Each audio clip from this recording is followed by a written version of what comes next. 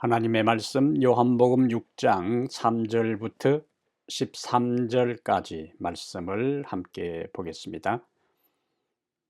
예수께서 산에 오르사 제자들과 함께 거기 앉으시니 마침 유대인의 명절인 유월절이 가까운지라. 예수께서 눈을 들어 큰 무리가 자기에게로 오는 것을 보시고 빌립에게 이르시되 우리가 어디서 떡을 사서 이 사람들을 먹이겠느냐 하시니 이렇게 말씀하시면 친히 어떻게 하실지를 아시고 빌립을 시험하고자 하심이라. 빌립이 대답하되 각 사람으로 조금씩 받게 할지라도 200데나리온의 떡이 부족하리이다.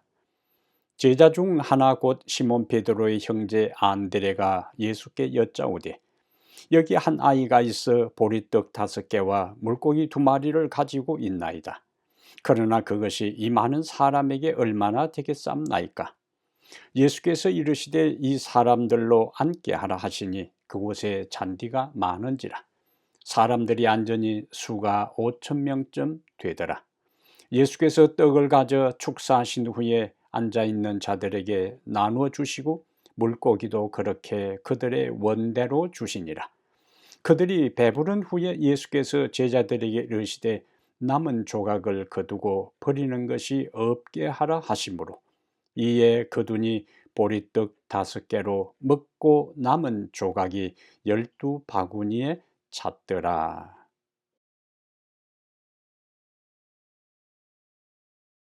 지난 한 주일도 주님 안에서 평안하셨습니까? 혼란하고 어지러운 세상 가운데서도 하나님께서 주시는 말씀과 은혜를 통하여 우리의 마음에 위로함을 얻고 영혼의 소생함을 얻는 아름다운 안식일 저녁 되시기를 이 시간에 간절히 바랍니다.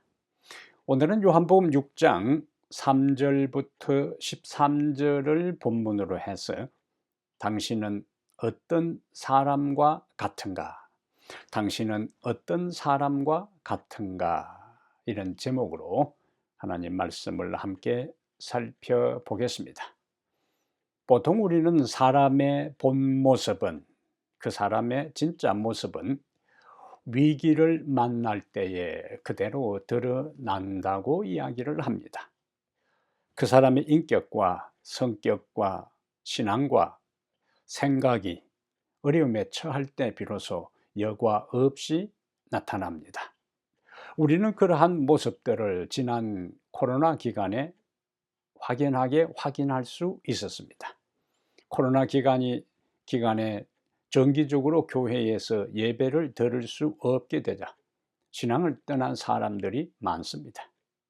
그 사람의 평소 신앙이 어떠함을 이러한 것을 통해서 여실히 드러낸다고 볼 수가 있어요.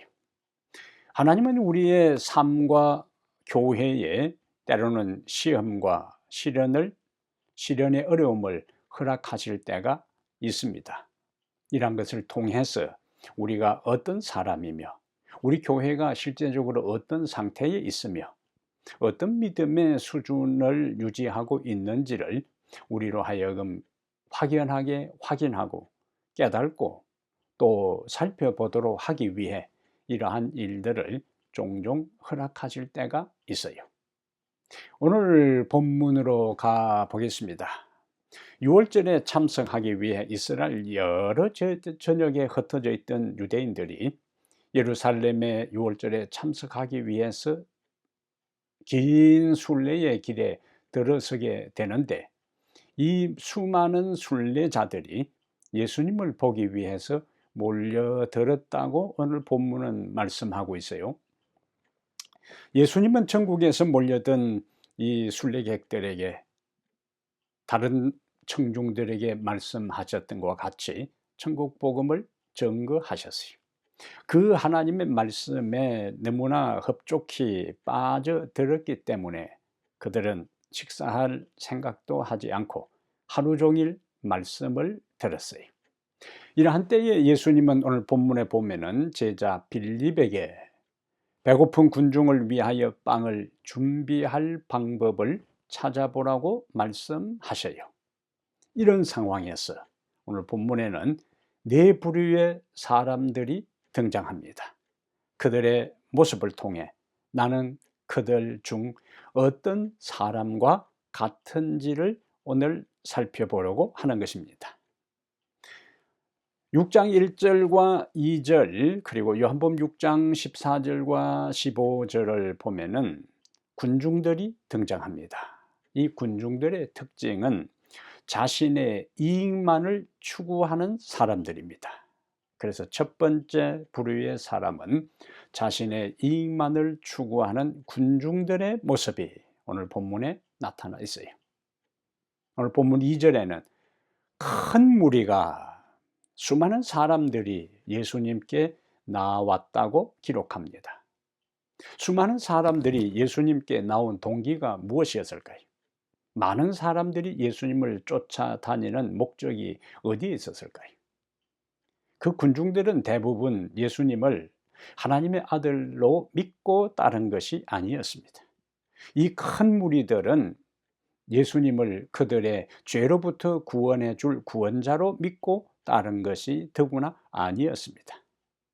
대부분 백성들은 그들의 현실적인 유익을 위하여 그분에게 나왔어요. 호기심을 가지고 나왔어요. 예수님께서 병자를 고치니까 병든 사람이 나왔고, 예수님께서 빵을 그들에게 제공하니까 그것을 얻어먹기 위해서 나온 것입니다. 이것이 군중들의 특징이에요. 어디서 우리가 이러한 것을 확인할 수 있느냐면 오늘 본문의 끝에 가서 예수님께서 기적적으로 떡 5개와 물고기 2마리로 5,000명을 배불리 먹였을 때에 군중들의 반응이 무엇이었는가? 14절 15절에 보면은 예수님을 왕으로 삼으려고 시도했어요. 그것도 억지로 왕을 삼으려고 시도한 장면을 14절과 15절에서 말씀합니다. 그것은 예수님이 왕이 되면은 그들이 먹고 사는 문제를 왕으로서 해결해 줄 수 있을 것으로 믿었기 때문입니다. 그런데 문제는 자신의 이익만을 위하여 배고픔을 해결하기 위해서 예수님을 따른 사람들은, 호기심에서 예수님을 추종했던 사람들은 자기들의 기대대로 예수님이 움직여 주지 아니하면, 자신들이 기대한 대로 바라던 대로 예수님이 행동하지 아니하면 모두 주님을 떠납니다. 그것이 요한복음 6장 66절 오늘 본문의 막바지 부분에 가면은 그 사실을 요한은 이렇게 기록하고 있어요. 그때부터 그의 제자 중에서 많은 사람이 떠나가고 다시 그와 함께 다니지 아니하더라고 했습니다. 왜 수많은 군중들이 예수님을 따랐다가 밀물처럼 몰려왔다가 썰물처럼 빠져나갔을까요? 그것은 그들은 자신의 이익을 위해서 예수님을 따랐기 때문입니다. 눈앞에 현실적인 이익을 추구하기 위해서 따랐기 때문입니다.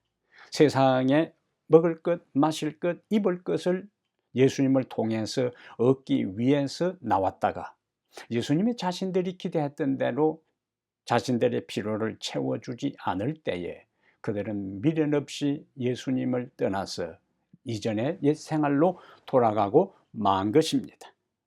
오늘날도 이 유사한 모습들이 나타나고 있어요. 많은 사람들이 자신의 현실적인 이익과 그 목적을 성취하기 위하여, 채우기 위해서 예수님을 따르는 경우가 많이 있어요. 교회를 선택하는 경우가 많이 있습니다. 1990년대 후반과 2000년대 초반에 캐나다에 많은 한국인 이민자들이 들어왔어요. 한국인 이민자 수가 그 당시에 굉장히 급증했습니다. 그들 대부분은 초기 이민 생활을 교회와 연관을 맺고 이민 생활을 시작하는데, 제가 토론토에 있을 때에 담임하던 교회도 이민정착위원회라는 위원회를 교회 안에 조직하고 갓 이민 온 사람들이 생활과 신앙이 정착되도록 도와준 일이 있습니다. 아파트를 렌트하는 것부터 시작해서 그들이 공항에 도착했을 때에 그들을 픽업하는 것과, 그리고 그들이 영사관에 가서 운전면허증을 얻는 것과, 그리고 그들의 자녀들이 학교에 입학하는 것, 주변의 가게를 안내해서 그들의 필요한 물건을 구입하는 모든 일들을 초기에 집중적으로 그들을 도와주고, 그리고 교회로 인도하는 일을 했습니다. 상당히 많은 사람들이 고맙다고 하면서 많은 사람들이 교회에 정기적으로 출석을 했어요. 그러나 그런 도움을 받은 사람들이 이제 이민 생활이 어느 정도 정착이 되고 캐나다의 모든 돌아가는 시스템을 어느 정도 파악한 다음에는 대부분의 사람들이 교회를 떠나는 것을 보았습니다. 그리고 더 큰 이익을 얻을 수 있을 만한 큰 교회로 그들이 옮기는 것을 보았어요. 여러분은 무엇 때문에 주님을 따릅니까? 어떤 목적으로 예수님을 믿습니까? 무슨 까닭으로 교회에 매주일 출석을 하십니까? 우리는 우리의 주님을 믿고 따르는 동기와 목적을 살펴볼 필요가 있습니다. 눈앞에 현실적인 이익을 위해서 예수님을 믿는가? 건강한 삶을 위해서 믿는가? 가정의 행복을 위해서 믿는가? 세상의 어떤 내 목적을 성취하기 위해서, 하나님의 도움을 받기 위해서 믿는가? 현실적인 빵을 위해 주님을 따르는 사람들처럼 내 눈앞의 이익만을 위해서 계산적으로 주님을 따르는 사람들은 지속적으로 주님을 따르지 않고 많은 경우에 그들이 기대한 대로 하나님께서 그들의 삶에 채워주지 아니하면 미련 없이 주님을 떠나는 것을 보았습니다. 예수님은 자신을 따랐던 무수히 많은 무리들이, 큰 군중들이 한 사람 한 사람 그의 곁을 떠나는 것을 보면서 주변에 있는 제자들에게 질문합니다. 너희도 떠나려느냐? 이때 베드로가 중요한 고백을 합니다. 요한복음 6장 68절과 69절에 베드로가 이렇게 고백해요. 주여, 영생의 말씀이 주께 있사오니 우리가 누구에게로 가오리까? 우리가 주는 하나님의 거룩하신 자이신 줄 믿고 알았삼나이다라고 고백합니다. 오늘 우리의 고백이 바로 이런 베드로의 고백이 되기를 바랍니다. 밀려왔던 사람들이 썰물처럼 빠져나가는 그 와중에서도 영생의 말씀이 주님께 있기 때문에 우리는 다른 데로 가지 않겠습니다. 우리는 주님이 하나님의 거룩하신 자일 줄 믿고 알았다고 고백하는 차원 높은 믿음의 사람들이 되기를 바랍니다. 두 번째, 오늘 본문에 또 다른 부류의 사람이 등장하는데, 요한복음 6장 5절과 7절에 보면은 빌립이 등장합니다. 이 빌립은 현실적으로 계산만 하는 사람에 속해요. 현실적으로 환경의 지배를 받고 상황만을 바라보면서 인간의 한계 상황 속에 주님을 바라보는 대신에 현실적으로 계산만 하는 사람이 바로 본문에 나오는 5절부터 7절에 나오는 빌립과 같은 사람이에요. 예수님은 빌립에게 이야기를 했어요. 어디서 빵을 사다가 이 많은 사람들을 먹이겠느냐고 하셨을 때 빌립의 반응이 7절입니다. 한 사람에게 조금씩 나누어 준다고 해도 200데나리온어치 빵으로도 부족할 것입니다라고 대답해요. 한 데나리온은 당시 유대 사회에서 노동자가 하루 받는 품삯입니다. 무슨 말입니까? 200일 품삯으로 빵을 구입해도 이 많은 사람들에게 빵을 공급하는 것은 불가능하다는 결론적인 이야기. 빌립은 무엇을 보았습니까? 빌립은 수많은 군중들을 보았어요. 빌립은 무엇을 보았습니까? 빵집도 없는 빈들만 보았어요. 빌립은 무엇을 생각하고 보았을까요? 자신들의 빈 호주머니만 보았어요. 게다가 이 동일한 사건을 기록한 마가복음 6장 35절에는 예수님과 빌립과 대화하는 이 시점이 어느 시점인가? 마가복음 6장 35절에는 저물어 가매라고 기록하고 있어요. 뭘 의미할까요? 시간이 너무 늦었다는 거예요. 대책을 마련하기에는 시간이 넉넉하지 않다는 이야기입니다. 빌립은 할 수 없는 것을 생각했어요. 안 되는 조건을 생각했어요. 빌립은 부정적인 환경만 바라본 것입니다. 빌립은 현재의 문제만 보았지, 그 문제를 해결할 수 있는 능력을 가진 주님은 보지 못한 것입니다. 예수님은 빌립과 같은 사람을 통해서는 당신의 능력을 행사할 수가 없으셨어요. 우리도 빌립처럼 주님의 능력을 신뢰하지 못하고 현실적인 환경만 바라보고 계산만 하는 사람이 될 수가 있습니다. 요즘 제가 우리 교회의 형편과 비교해서 자주 묵상하는 말씀이 있어요. 이 말씀을 묵상할 때마다 큰 위로와 용기와 힘을 얻습니다. 시대소망 371페이지에 시대소망 371페이지에 이런 말씀이 있습니다. 하나님의 사업을 할 때에 인간의 지혜나 수를 믿는 것은, 숫자를 믿는 것은, 인간이 많고 적은 걸 믿는 것은 큰 잘못이다.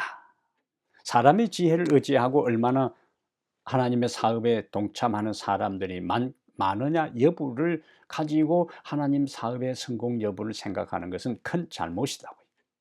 그리스도를 위한 사업의 성공은 수나 재간이라기보다는 목적의 순수성과 진실되고 내 맡기는 믿음에 달려 있다고 했습니다.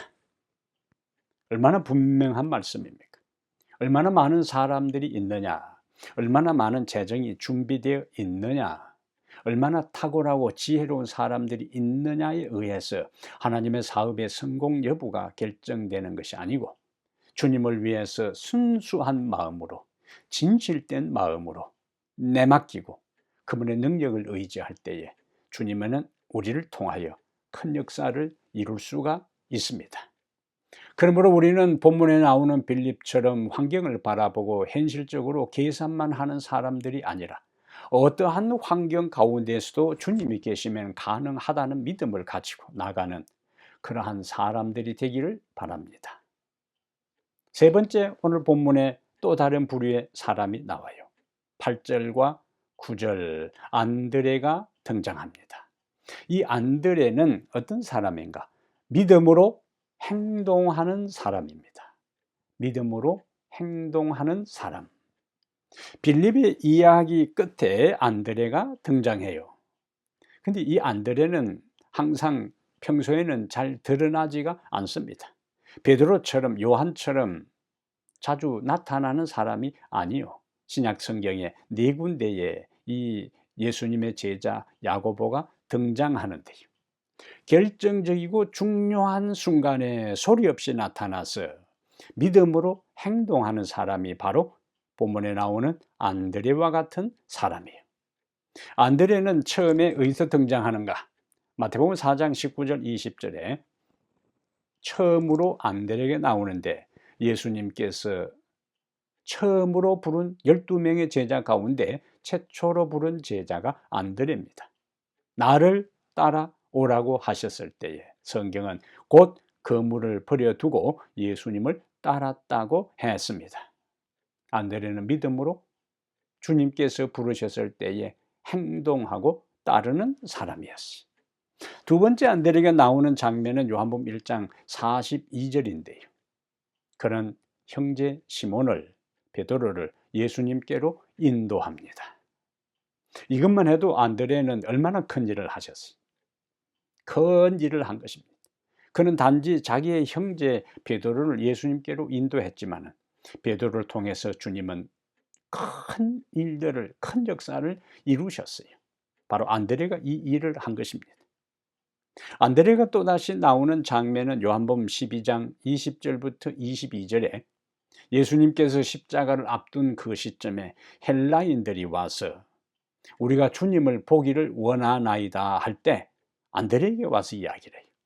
안드레는 이러한 이 헬라 사람들의 이야기를 들은 다음에 그 이야기를 예수님께 전달하고 그들을 예수님께로 이끄는 역할을 합니다. 그리고 오늘 본문에 다시 안드레가 나와요. 빌립은 계산만 하고 예수님과 대화하는 것으로 끝났었는데 예수님께서 베드로 이 빌립하고 이야기하는 것을 곁에서 들었던 안드레는 가만히 있지 않습니다. 자기 영역에서, 인간의 영역에서 할 수 있는 일을 하기 위해서 그는 도시락을 가지고 온 사람들을, 예수님의 말씀을 듣기 위해 온 사람들을 찾아 나서요. 그리고는 보리떡 5개와 물고기 2마리를 가진 그 도시락을 싸온 소년을 발견해서 예수님께로 인도해요. 그러므로 6장에 나오는 5,000명을 먹인 이 놀라운 예수님의 기적의 역사는 안드레가 떡 5개와 물고기 2마리를 가진 도시락으로 싸운 이 소년을 찾아내서 예수님께로 인도하지 아니했더라면 이러한 기적은 일어나지 않았을 것입니다. 기적의 배후에 안드레와 같은 믿음의 행동이 있었다는 이야기. 안드레와 빌립은 똑같이 빈들에 있었어요. 안드레도 빈들에 있었고 빌립도 빈들에 있었어요. 그러나 안드레는 빌립과 달리 자신의 영역에서 문제를 해결하기 위해 행동했습니다. 그는 떡 5개와 물고기 2마리를 가진 소년을 발견해서 주님께 데리고 왔어요. 그는 자신이 할 수 있는 일을 하고 나머지는 예수님께서 하실 것을 믿었습니다. 이러한 것은 우리의 삶과 우리 개인과 우리 교회 모든 사업에 있어서도 똑같은 원리가 적용되어요. 시대소망 370페이지와 371페이지에 이런 말씀이 있습니다. 그리스도는 위대하신 중심이요 모든 능력의 근원이시다. 우리가 모든 능력의 근원 되시는 분께 나아갈 때에 우리는 가장 절망적인 환경 아래에서도 우리의 사업을 계속 유지할 수 있을 것이며 남에게 생명의 떡을 나누어 줄 수 있게 될 것이라고 했습니다. 위대한 중심이라고요. 누가? 예수님이. 모든 능력의 근원이라고요. 그래서 우리가 그분에게 나아갈 때에 가장 절망적인 환경 아래에서도 주님의 사업을 유지하고 그리고 다른 사람에게 생명의 떡을 나누어 줄 수 있는 당신의 능력의 통로가 될 수 있음을 우리에게 약속을 해주고 있습니다. 그러므로 우리는 우리가 처한 환경이 빈들에 홀로 있는 것처럼 보여도 주님이 우리와 함께 하심을 기억하게 되기를 바랍니다. 우리 편에서 최선을 다할 때에 주님은 도움의 손길을 펼치실 것입니다. 또 다른 약속이 시대소망 370페이지에 연이어 있습니다. 그리스도의 나라를 건설하는 일은 겉으로 보기에는 진척이 느리고 또 불가능한 것처럼 보일지라도 앞으로 나아갈 것이다. 이것은 빌립처럼 이 빈들에서 200데나리온의 빵을 사도 이들 먹이에는 불가능하다고 손 놓고 있는 것이 아니라 주의 일을 하고 하나님 나라를 건설하는 일들이 진척이 느리고 결과가 보이지 않고 더 이상 주의 사업을 하는 것이 불가능하게 보일지라도 앞으로 나아가라고요. 전진하라고요. 왜 그런가?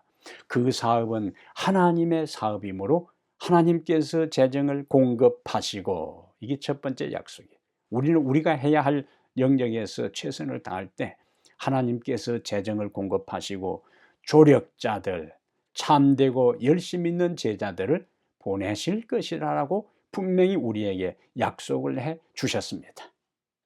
우리가 우리의 영역에서 정성을 다해 주의 사업에 헌신할 때 주님은 우리가 주의 사업을 하는 데 필요한 재정을 보내주실 것이고 우리와 함께 마음을 모아 주의 사업을 할 참되고 열심 있는 조력자들을 보내주실 것이라는 약속을 해 주셨습니다. 이 약속이 우리에게 주시는 약속이, 이 약속이 바로 우리 교회에 주시는 약속입니다. 이 약속을 확신하고 하루하루 용기 있게 살아가게 되기를 바랍니다. 오늘 본문의 네 번째 또 한 사람이 등장하는데요. 바로 6장 9절에 나오는 말씀이 가진 것을 다 주님께 드린 헌신한 아이의 이야기입니다. 안드레가 예수님께 데리고 온 이 소녀는 자기가 가져온 도시락 전부를 예수님께 드렸어요. 떡 5개와 물고기 2마리. 어머니가 예수님 말씀을 듣기 위해서 집을 나선 어린아이에게 정성껏 싸준 그 도시락을 자기 혼자 그리고 자기 주변 친구들 나눠 먹지 않고 자기가 가지고 온 전부를 예수님께 드렸어요. 예수님은 안드레가 데리고 온 이 소년이 가져온 도시락을 받으시고 성경에 보니까 축사하셨다고요. 그리고 배고픈 군중들에게, 식사를 다 마친 사람들에게 디저트로 제공한 것이 아니 하루 종일 아무것도 먹지 못한 배고픈 군중들에게 성경에 보니까 원하는 대로 주었다고 했습니다. 똑같이 균등하게 부족하게 준 것이 아니라 빵을 원하는 대로 5,000명의 사람들에게 다 주었어요. 그 결과에 대한 것을 12절에는 그들이 다 배불리 먹었다고요. 원하는 대로 다 공급했고 그들이 다 배불리 먹었고 13절에는 또다시 남은 것이 12바구니에 가득 찼더라고 했습니다. 빌립은 뭐라고 이야기했어? 200데나리온어치의 빵을 구입해서 나눠준다 할지라도 부족할 것이라고 했는데 안드레의 헌신과 수고와 자신의 가진 모든 것을 주님께 드린 이 어린 아이의 수고 헌신에 의해서 오히려 모든 사람들이 원하는 것만큼 배불리 먹고도 그리고 12광주리에 가득 넘치도록 예수님께서 축복을 해 주셨어요. 넘침입니다. 여유입니다. 풍성함입니다. 누가복음 6장 38절에 우리가 잘 아는 말씀이 있습니다. 누가복음 6장 38절에 주라 그리하면 너희에게 줄 것이니 곧 후히 되어 누르고 흔들어 넘치도록 하여 너희에게 안겨 주리라. 하늘의 법칙입니다. 500 이하의 기적은 광야에서 일어났어요. 빈들에서 일어났어요. 주의 능력은 광야에서도 빈들에서도 나타났고 백성들의 모든 필요는 채워졌습니다. 그리고 12광주리에 떡이 가득 찰 정도로 남았어요. 그러므로 사랑하는 여러분, 어떤 사람이 되기를 원하십니까? 자신의 이익만을 추구하는 군중으로서의 삶을 살기를 원하십니까? 자기의 이익만을 추구하는 사람이 되지 마시기를 바랍니다. 주님의 능력을 망각하고 현실적인 상황을 진단하고 상황만을 바라보고 사는 빌립과 같은 사람이 되지 않기를 바랍니다. 대신 하나님의 말씀을 따라 인간의 영역에서 할 수 있는 일을 하면서 전진하고 그리고 이 소년과 같이 자신이 가지고 있는 것을 주를 위해 즐겨 바치시기를 바랍니다. 그리하여 그분의 역사와 기적을 경험하여 모자라고 그리고 부족한 인생이 아니라 풍성한 인생, 넘치는 인생, 여유로운 삶을 살아가는 축복의 사람들이 되기를 이 시간에 간절히 바랍니다. 우리 하늘 아버지, 오늘 우리에게 본문을 통하여 네 부류의 사람들을 말씀해 주시니 감사합니다. 우리가 주님을 믿으면서 눈앞에 나의 이익과 현실적인 유익만을 위하여 주님을 따르다가 주님을 떠나는 어리석은 사람이 되지 않게 해 주시옵소서. 빌립처럼 자신이 처해 있는 상황과 주변의 환경만을 바라보고 주님의 능력을 불신하고 인간의 한계 상황만을 보며 불신하고 계산하는 빌립과 같은 사람이 되지 않게 해 주시옵소서. 대신 묵묵하게 소리 없이 행동하는 안드레와 같은 믿음을 우리에게 주시고 소년처럼 우리가 가진 것을 다 주님께 드림으로 우리가 드린 가장 그것이 보잘것없는 것이라 할지라도 주님은 그 작은 것, 하찮은 것, 변변치 않은 것이라도 주님의 손에서 주께서 축사할 때에 더 큰 기적을 이루신다는 것을 기억하게 하옵소서. 우리가 주님께 충성할 때 주님은 주의 사업을 하는데 필요한 재물을 주실 것이고, 우리가 충성할 때 헌신적이고 진실한 일꾼을 보내주신다고 했사오니 그것이 우리의 삶에 실제적으로 성취되는 것을 경험하며 살아가게 해 주시옵소서. 우리 주 예수님 이름으로 기도합니다. 아멘.